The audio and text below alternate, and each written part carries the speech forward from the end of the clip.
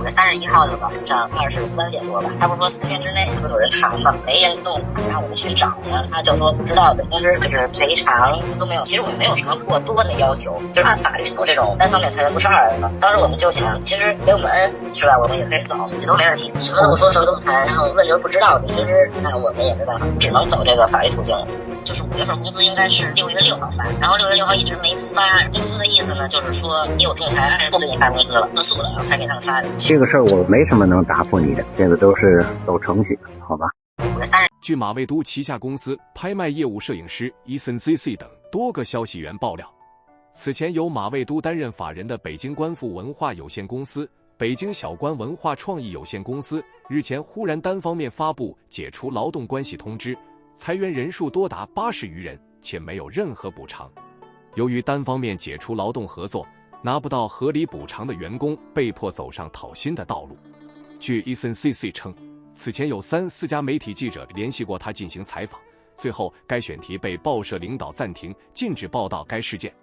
由于恶意裁员事件在网络上持续发酵，影响力也越来越大，上述2家公司忽然于6月26日进行了法人变更，马未都不再是上述2家公司的法人，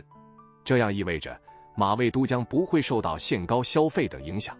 不过，马未都仍然是公司的大股东，也是实控人。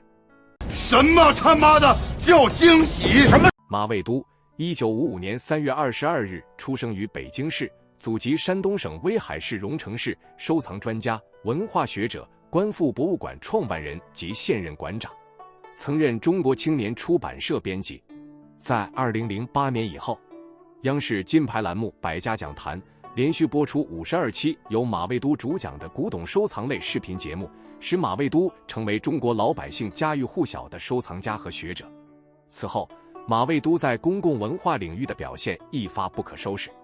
演讲、出书、办展、代言、做节目、搞直播。自2015年开始，马未都开始涉足互联网、影视等领域。同年成立了上海观复影视文化工作室，经营范围涵盖影视文化艺术活动交流策划等。马未都还是上海宝库信息技术有限公司的第2大股东，该公司以从事软件和信息技术服务业为主营业务。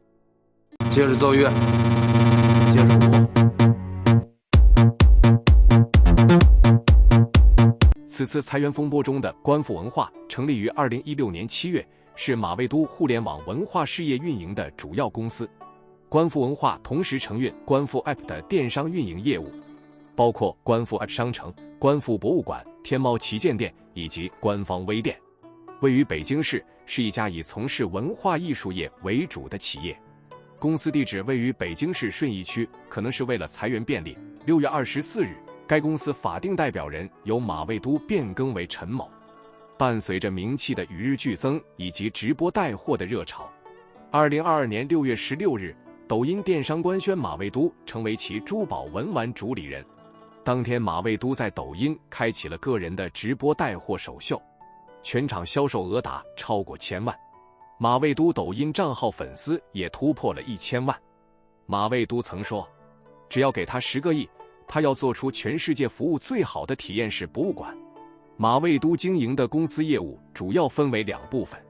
一是以观复博物馆为主的实体业务，盈利主要来自服务性收入和品牌收入以及门票。观复博物馆是中国唯一一家缴纳企业所得税的私营博物馆。另一业务则是以实体为基础的文化业务与电商业务，主体运营公司便是观复文化。第三方平台数据显示，2022年北京观复文化有限公司参保人数为84人。伴随着直播业务的扩大，该团队人数也多达上百人。此次裁员人数超过80余人，也意味着直播团队大半成员都被裁掉。现状不可描述，未来无法预测，一切皆有可能。本次牵涉到的80人裁员名单，既有观复文化的员工，也有其全资子公司小观拍卖。被裁员工没有拿到任何经济赔偿金，没有拿到赔偿金的员工毫不犹豫地选择了仲裁，但是公司却直接暂停支付此部分员工的5月份工资。而没有申请仲裁的员工5月份工资已经全部到账。从公开信息来看，观复文化之所以走到裁员这一步，根本原因在于公司在2024年所涉及的领域和项目业绩均出现明显下滑，经济下行，文玩交易市场一蹶不振，一落千丈。不过，从观复文化在抖音的旗舰店了解到，目前商城还处于正常运营状态，消费者下单后仍然正常发货。客服人员表示，裁员并不影响顾客下单，如果发不了，也会给顾客退款的。那么，距离2022年6月马未都开启电商直播首秀，仅仅过去了2年时间，线上业务为何大规模裁员？首先，最主要的原因是马未都的个人直播带货业务出现严重下滑。在给员工发送的通知信中，观复文化称，大家都能看到，公司今年在所涉及领域和项目业绩均出现明显下滑，每个部门的人都看得见所负责的平台数据出现崩塌。大家明显感到严冬已经到来。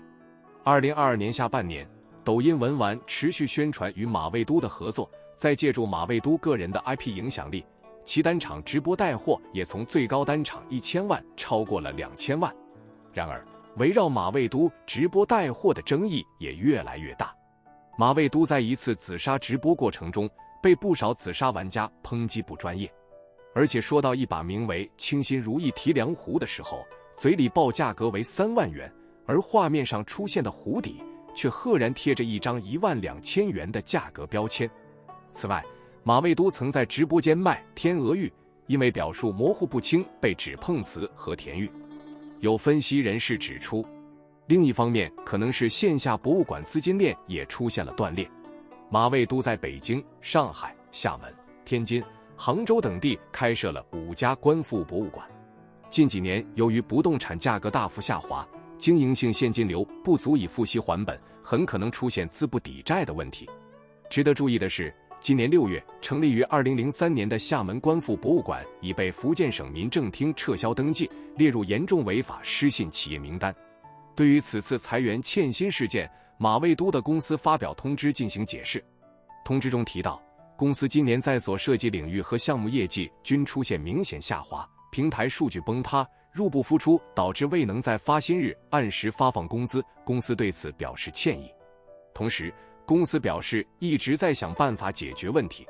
短期用流水收入先发工资，长期寻求大公司兼并以获得资金支持，但这些都需要时间，希望员工能够理解。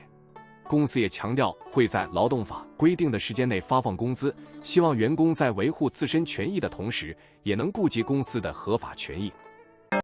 唱戏不怕嗓门高，京东大户可不怕小，剃头的不怕脑瓜小啊，死猪不怕那开水